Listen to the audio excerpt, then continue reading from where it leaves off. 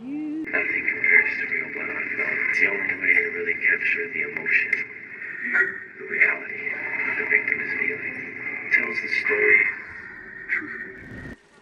Yes, motivations.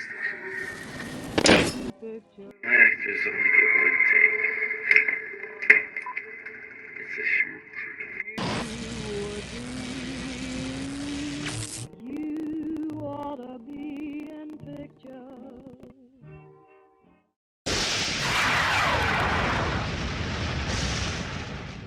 Good evening, ladies and gentlemen. Welcome back to the long-awaited Goosebumps HorrorTown playthrough part 2 to a shocker on Shock Street. And you probably hope you enjoyed my little beginning little bit there. Hope I didn't scare you. But, yeah, I wanted to have some fun with some old trailers and kind of mix them in together to make one piece of, fair use material. But that's neither here or there. In this part, we're going to be taking a look into more of the main character of R.B. Farraday. And we'll be taking a look at the other character more next part, because she'll have more of a role to play. But this one's going to basically build him up. As I kind of hinted before, and if the beginning part didn't clue you in, someone in one of the comments actually got it right. You might be curious on who this guy is based off of. Well, if you're familiar with Universal's Halloween event known simply as Halloween Horror Nights, then you might be familiar with some of their icons that are basically characters that are usually hosts for each year in the event. And this one is based on a 2003 Halloween Horror Night 13 character by the name of the Director. And yeah, these guys look somewhat similar and basically are the same kind of guy. Now, the reason why I kind of suggested this person to be based off of R.B. Farraday is because, well, both of them have the same kind of personality, where one is like invested in trying to keep people scared. The other, well, how do I put this? Yeah, you know what, that'll do it. Yeah, that gives you a little bit of a sneaky peeky at Faraday's whole shtick and how he gets into the whole thing. Don't worry, I made this guy a bit more creepier than, well, I won't spoil it just yet, but you'll see him during this part. The first quest coming in, we'll get introduced to this guy, this fellow.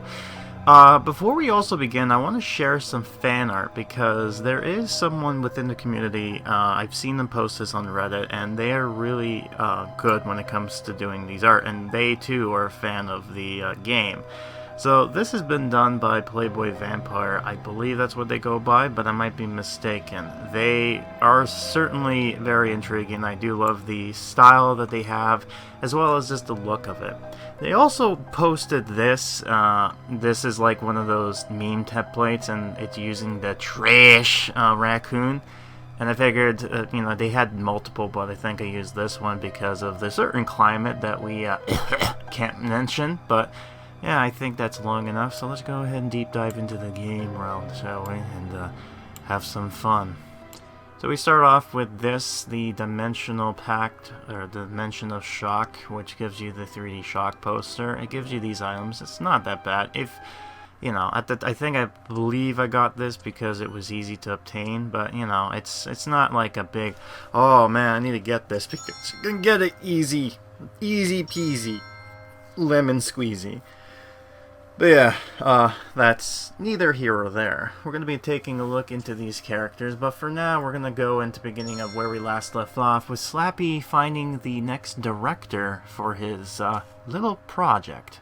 As I was telling you, Mr. Farraday, as king of HorrorTown, I think it's most important that the city keeps a record of its major historic events. So it's only natural to make a film of its greatest king, aka yours truly, and since I've heard your nickname is the scariest man on Earth, I thought you'd be the man for the job. Oh yes, it's happening. This is my chance to carry out my masterpiece. He doesn't even have to know until the film's ready. And he's the king. He definitely got the funding. Excuse me, what are you whispering about? Oh, nothing, sir. I'd be honored to direct your film, of course. In fact, I've already have a terrific idea for the setting. Oh, I'm gonna have fun with Farraday. Yeah, get used to the pop-ups, by the way. They will get real annoying, especially with this new phone. But hey, let's continue on with the story. Have you seen that horror amusement park they're opening down at the Promenade, Eugene? Yes, I've heard it's really something. It's supposed to have animatronics and everything. I just hope it doesn't disrupt the whole city. You know how these annoying children can get with these things. They get too excited, and so close to the beginning of the school year. Don't worry, Agatha. It's only temporary. And apparently it's been designed by the best horror film director in town. You might remember him. He was your student. It's R.B. Farraday. Oh yes, I remember him all right. That boy was nothing but trouble, I tell you. So have him look in the basement, research robots, and obtain some nuts and bolts. Oh boy, just like nuts and bolts. I can never say that word anymore without having to think of that god-awful Banjo-Kazooie game. Okay, no, to be fair, I was playing that game. I kind of stopped midway. It's a fun game, don't get me wrong, but it's not a Banjo-Kazooie game. Oh, why did you do that, Rare? Actually, we know why. They actually went ahead and talked about back-end stories of what happened, but interesting facts neither here or there. Now then, let's talk about Farraday a bit. You might be wondering what the RB stands for. I have no idea. I assume that they did this because it's a little nod to R.L. Stein, because, you know, I think, but in that case, though, his full name is Robert Lee Stein, but it's R.L. Stein makes it nicer. He has different pen names, by the way. He doesn't go just by that, but yeah, and another pop-up with the director pack with the Fright Camp Trash. And yeah, our first character we got is that of R.B. Farraday, but the next one is going to come up real quick, which is going to be getting the Masterpiece pack. Yep, giving them all my money. I love how one person's comments like, man, you're rich, and I'm like, no, I just save. Now, to be fair, a lot of people won't be able to kind of do this kind of free cash thing, especially a monthly type of deal, which I understand, right? It's, even when it comes to people who don't work, you know, like young kids especially, it's kind of hard to kind of put in some bucks into this game.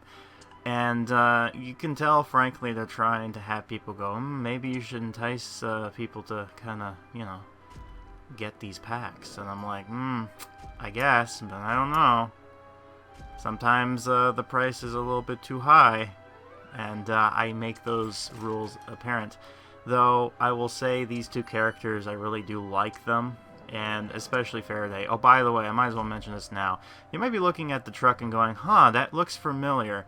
Yeah, this is a reference of the horror film by, I guess, Stephen King of God, what is that movie? It was like this stupid Hard Metal or something like that. It's stupid. It's like all the machines ended up getting controlled by aliens. And yeah, anyways, this is, hey, look, it's Aaron. But yeah, once we have her all knocked, we got to see the book.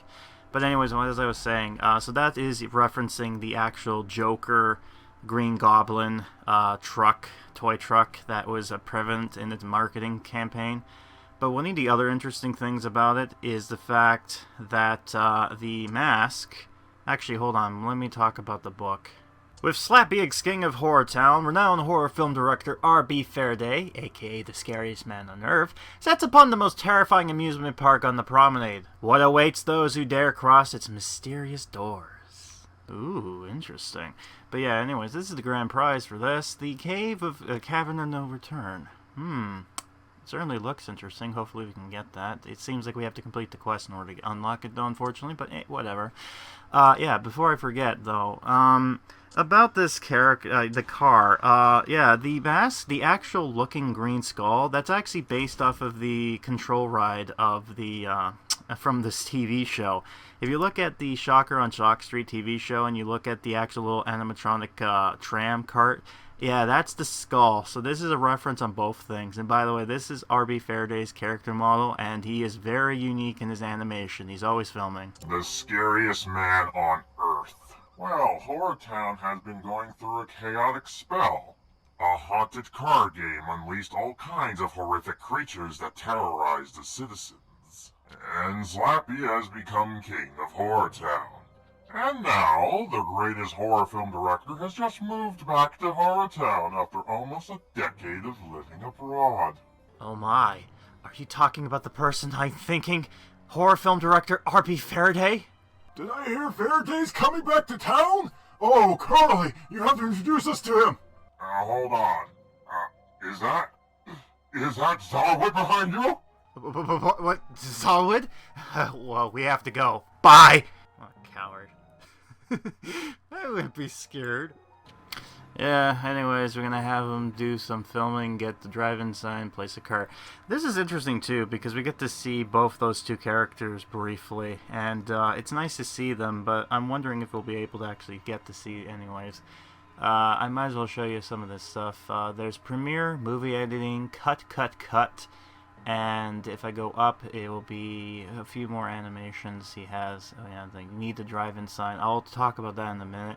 The dolly shot, and then the frame-ish scene, as it looks exactly what you think. Also, I just quickly looked on Google.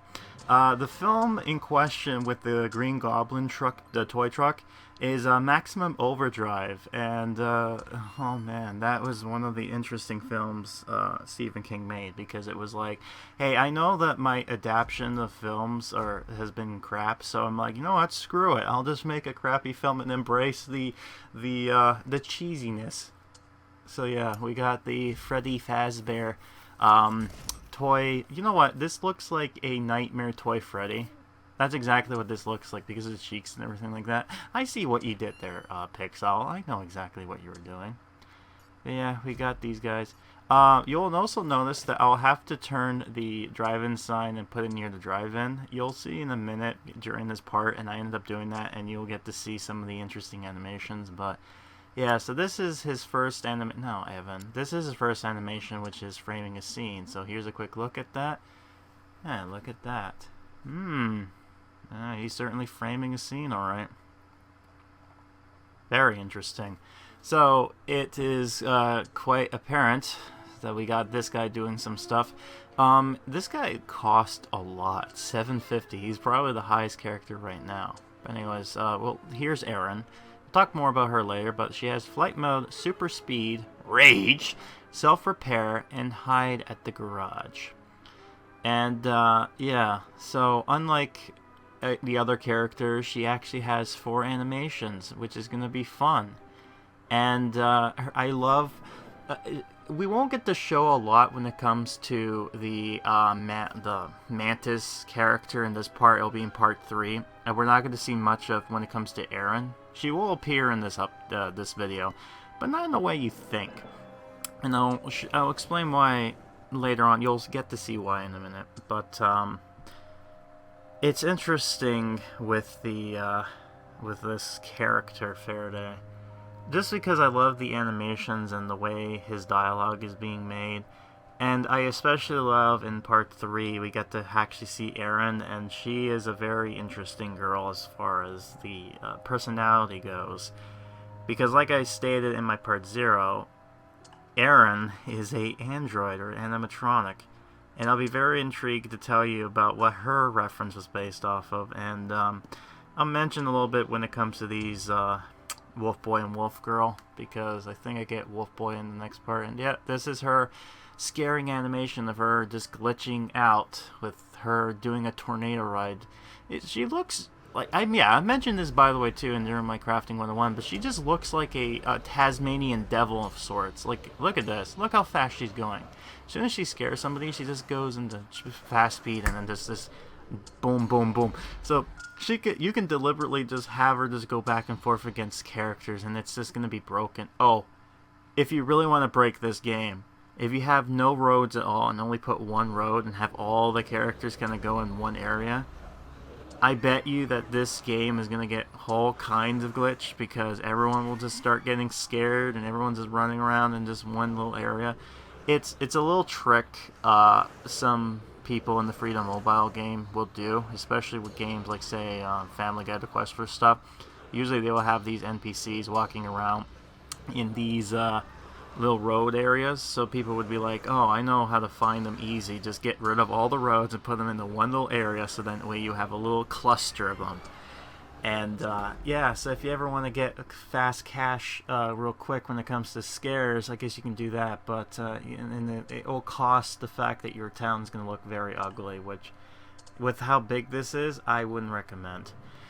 But hey, the option is there if you really want to do it. But, you know, I digress.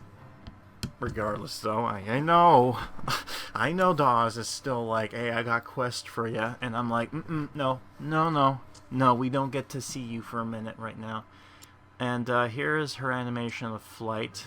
She looks like a bit of Iron Man going on here, especially how stiff she is, but I certainly do like the little references of the animations that they give some of these characters, especially Erin. She's probably the first character we got that is a freemium of this year that actually has more than just one animation, right? I mean, the first two were the Trigger and the dog. The dog is Trigger. I meant Cuddles. Cuddles and Trigger, which has absolutely no animations. And then you get Rachel. She has one animation, but then her other premium character, Mark, I have to think about his name because he's that forgettable. But yeah, Mark, he ended up actually getting some interesting animations, and one of them is the same that she got there, which is the phone, which is unfortunate. We wish it would be able to have more with her, but I digress. Also, this is weird. At one point, you might be wondering, why does Marty go over there and then start sneaking? I think what's going on is that because I have certain tree trunks already, it ends up characters going into that area. It won't be shown during this update, but the next event coming up, I will show you the many tree trunks I have and how annoying it is to try to get rid of all of them, just so I can get the character to do the animation where the devs wanted them to attend to do. Does that make sense? I hope it does, because oh man. Also, I finally got the first part of the special revisited book thing, the revisited special, and yeah, 1 hour and 8 minutes. Oh my god. I don't think the other ones are going to take that long, but, oh man, this, it took me a while. And, yeah, hopefully I can get these, like, out real quick. But, yeah, it's going to take a while because, again, I have to work to get money so I'd be able to buy stuff so I can show you guys in this game. The reason, too, when it comes to Crafting 101, you might see that they appear out of order when it's regularly uploaded, but on the playlist it's actually to order. The reason being is that I tend to upload the Crafting 101 the day of or the day after the event has just hit, for the sole reason so that people are able to know, oh, this is how do I get this, right? And then it's like, oh, here you go, and then people are like, oh, thank you. Now I know if I have to worry about getting characters or if it's gonna be a pain, right? And that's my whole purpose. It's weird. I ended up becoming the unofficial face for this community, and it's interesting too because I do see people still play this game on YouTube. There are 2 people right now that still do it. Casey, not so much. He has dabbled in and out, but yeah, I don't think he's interested until, you know, a permanent content comes up, and there might be one in the pipeline, but you might already know that by looking into it. But I digress. But yeah, the other one who's doing it now is, I believe, I'm trying to remember his name. So I'm gonna be looking at this trash dummy, not trash dummy. That's Mr. Wood. This trash can of the icon. I still love the fact they decided to take that as the little, especially the stink lines. Like, wow, okay, nice. But I'm trying to find out this guy's name while I'm talking, so give me a sec. I'm gonna give you a shout right now. Okay, Dylan Scott Gillian. I believe that's how you say your last name, but I don't know. Anyways, let's continue on with the quest. It's so easy to get rid of those two after that Zawid thing. Now, as I was saying, horror film director Farraday has moved back to town and has just finished writing his masterpiece. And the end. Oh, I think this is the most amazing movie I've ever written. After all these years, my masterpiece is finished. Now, I already know I want to film it here, in HorrorTown. I think it'll be the perfect setting for my greatest work. But where am I going to find funding for the movie in this torn down town? I'm not sure, man. It's a mystery to us all. Why did you come back to this place, by the way? I guess it's because, well, I grew up in this hometown, so I want to honor it. So it's a deal, Mr. Farraday. You're officially the director of King Slappy's documentary. Oh, I've been honored, sir. Goodbye. I can't believe I got my funding so easily. I'll just have to divert Slappy. Give him some lines to rehearse while I use his funding to make my movie. Now I have to find someone to build the setting for the movie. And I think I know where to find him. Jeez, who is it gonna be, man? I wonder who. There's only one person that I've mentioned that might fit in the bill. Anyways, we're gonna see him do a dolly shot, and this is a really interesting animation because there's two different points. There's this one here where he's doing this up and down thing, and then he has this where he's like riding it like a little child, like wee, you know, having fun. So yeah, there's weird animations going on with this guy, but he's having way too much fun with that dolly. Man, it's like a little toy truck, almost like a little film thing. I don't know what you call it. Not a film thing, like a little cart or little race car cart thing. Yeah, whatever. Anyways, before I keep on diverging myself because I got distracted with the quest line. Yeah, I mentioned before, the other guy who's doing it right now is Dylan Scott Gillian. I think that's his last name, but I might have mispronounced that. I apologize because I know you watch these videos. You can correct me if I mispronounced. But he is a very good person to watch because he is also very entertaining in his sort. He does do mostly Disney Magic Kingdom, but hey, check him out. Guys, did you hear about the shock park? They say it'll open next week, and it's supposed to be blood-curdling. Oh yes, I'm real excited. I can't wait for it to open. You know, it might be more exciting to go in before it opens. Oh no, Marty. What are you thinking? We already got into much trouble last time. Stealing those cards. Oh, come on. If we sneak in now, we'll be the first to see it. Everything will be unexpected and scarier. But that's okay. If you two are too chicken to do it, I'll sneak in alone. Chicken. Bok, bok, bok. Why am I laughing? You might be wondering. I don't know. It's a conspiracy indeed. I can't believe how easily the rest of the kids scare. They'll totally regret not coming when they hear all the awesome things I'll do in this park by myself. Let's see. How can I break into this place? There's a broken fence next to that drive-in sign. Yeah, so now he's gonna sneak into the park and get him some film reels and place the RB camera. Now, anyways, I keep on going in and out, but let's talk about Dylan for a second. So yeah, Dylan mostly focuses on not Goosebumps, Disney's Magic Kingdom, which is another game. But he has been so far doing Goosebumps every Tuesday, I believe, since April. And he's been kind of within this community now, and he's been watching me, and I watch him, and we like to stick by, we like to get this little community still kind of together.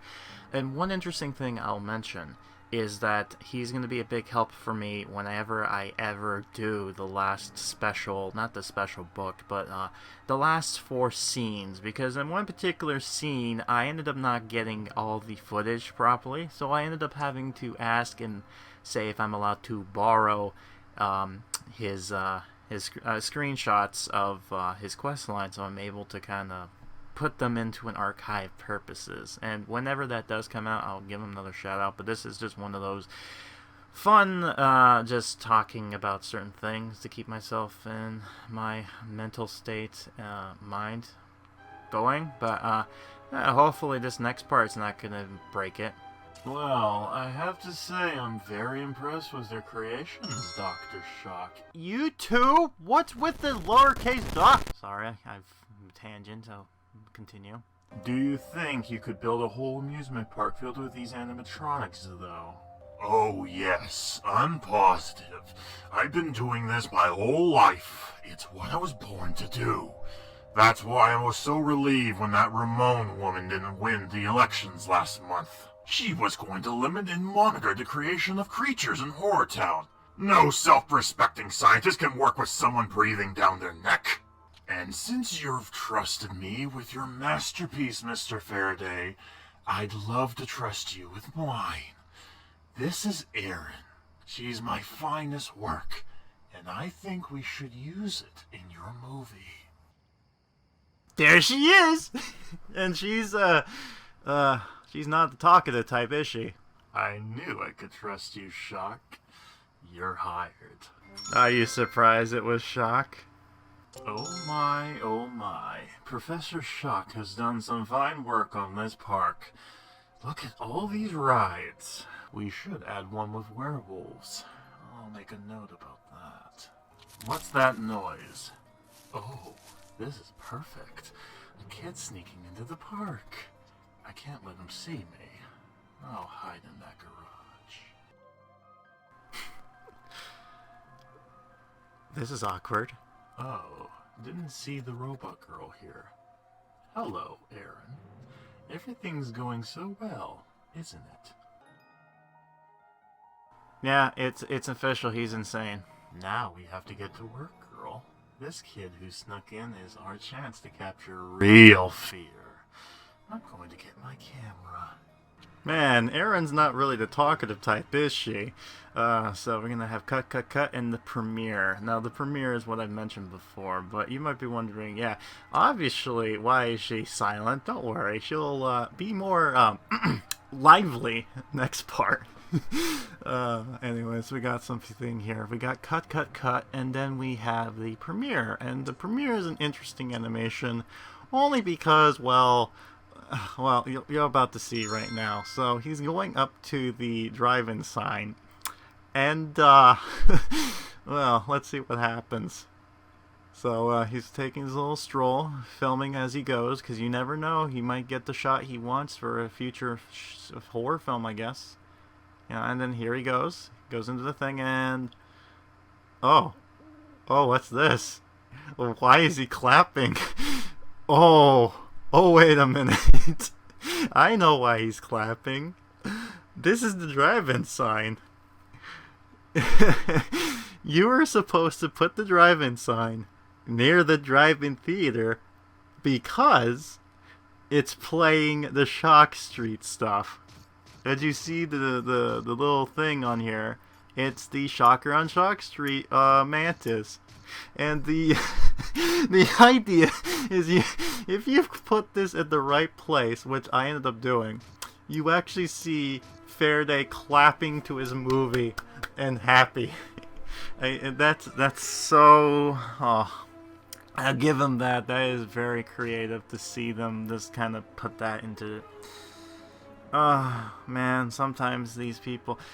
Yeah, you know, the game's spooky sometimes, but sometimes they like to add in the humor because it's like, hey, this is why I always look at Goosebumps as like the 80s cheesy movies type of deal. Like, it's supposed to be spooky, but it's not supposed to be taken too seriously.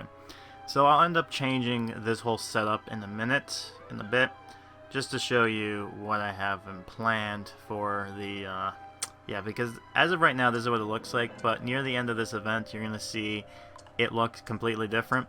And at some point during this part, I actually ended up moving the movie theater to its new location and played the new animation. And the way I set it up, I think I like the placement of it, especially...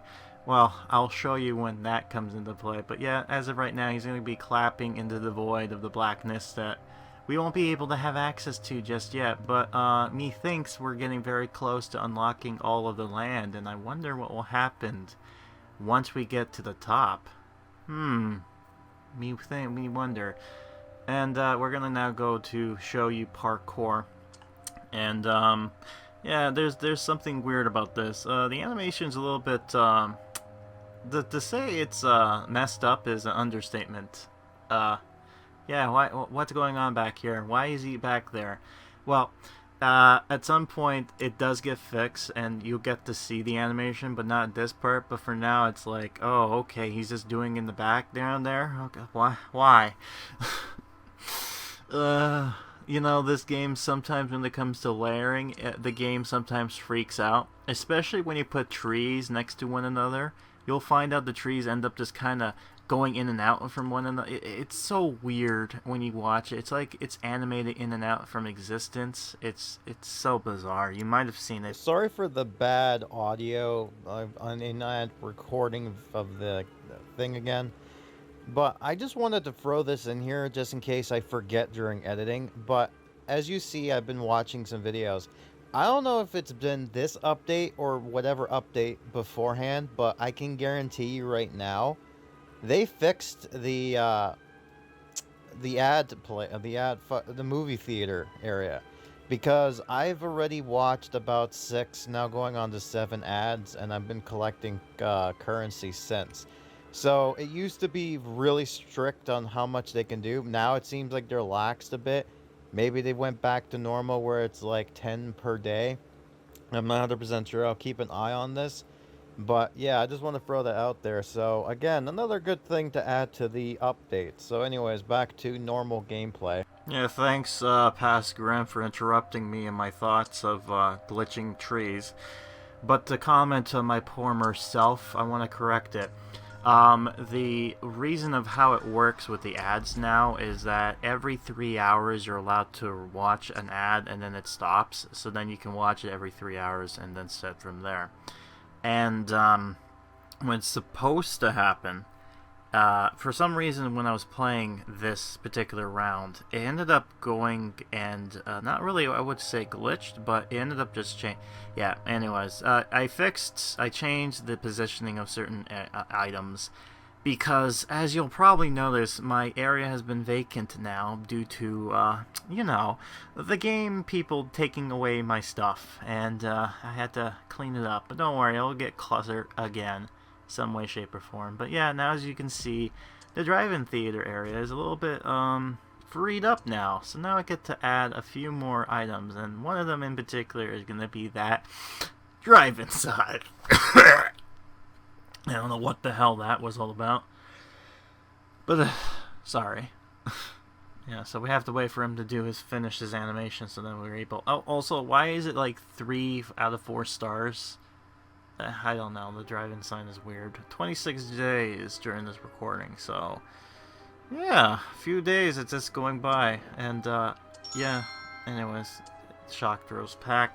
We got the Magic Farraday pack because, yeah, this is still glitched, as you probably saw from my famous event. I had to basically go into contact and tell them, hey, can you remove this book for me, because it would think, oh, you didn't get the book, and I did, but they ended up doing that. But anyways, let's continue on with the quest line. Oh god, that voice. Whoa, are you a real robot? I can't believe this. I sure am, and welcome to Shark Park. May I interest you in a train ride around the place? Look at them teeth, though. My grandma, what big teeth you got. Sure. Wow, this is so cool. The rest of the kids are going to be kicking themselves after I'm telling them about this. Part 3 will be interesting because I'll be talking about the animatronics and my reasoning for their voices, but for now... Oh yes, everything's going so well. I knew someone would sneak in early. It's good I have everything ready. I can't believe I finally have a chance to shoot my masterpiece. I never thought I'd get my chance this quickly. Hey, Farraday! How are things going over here? Here comes the annoying dummy. Not that wooden puppet again. Hello, Your Highness. Everything's going perfectly over here. Thank you.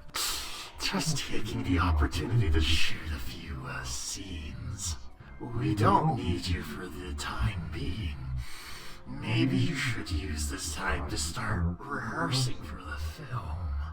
Man, his insane look is just so creepy. Man, I think I did a good job with his, I think I did it too well.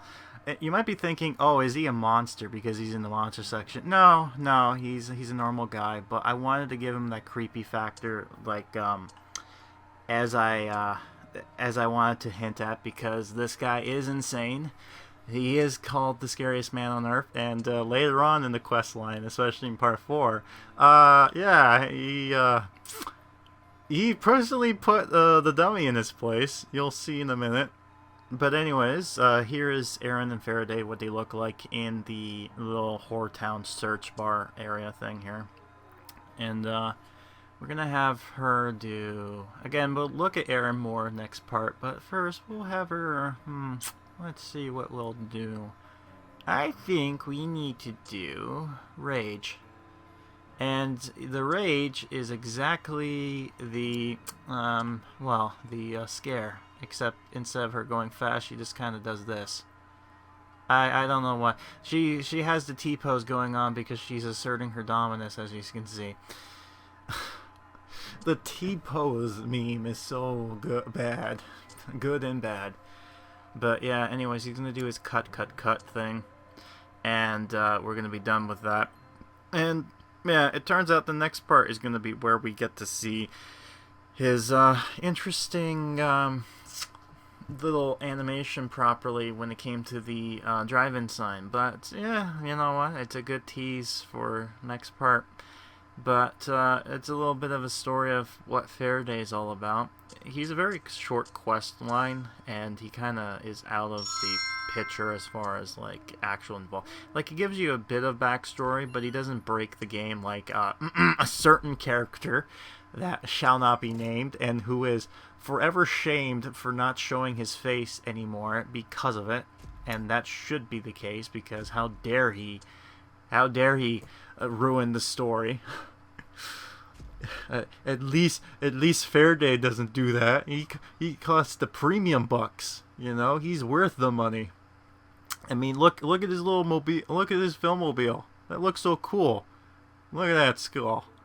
And I don't know why the placement of the rails looks so off, but I don't know. Maybe they can fix that in the post. I know they recently did when it came to the small houses.